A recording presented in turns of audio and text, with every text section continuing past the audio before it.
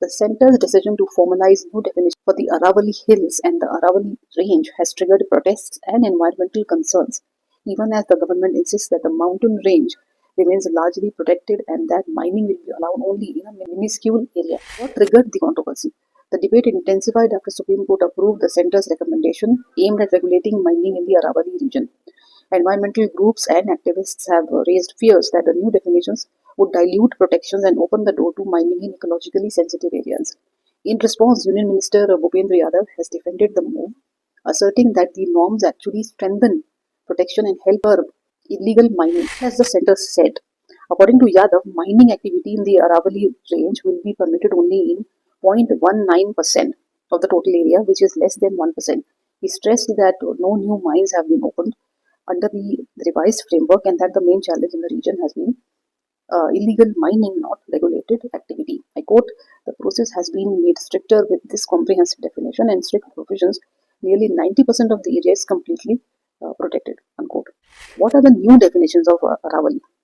Well, the centre recently released a fact sheet outlining operational definitions to clearly demarcate what constitutes the Aravalli Hills and the Aravalli Range. Aravalli Hills are defined as any landform in Aravalli districts with elevation of 100 meters or more from the local relief.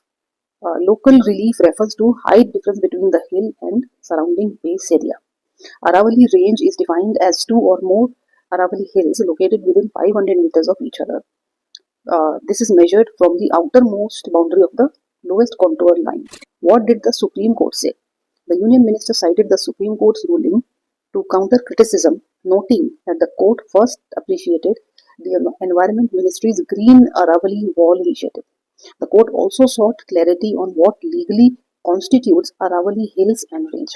Yadav said the definitions are based on globally accepted geological standards, including the principle that a hill with a height of 100 meters qualifies as a mountain. Why are protests continuing?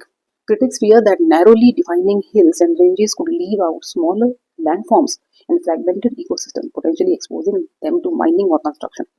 Environmentalists argue that the Aravallis function as a continuous ecological system and should be protected as a whole.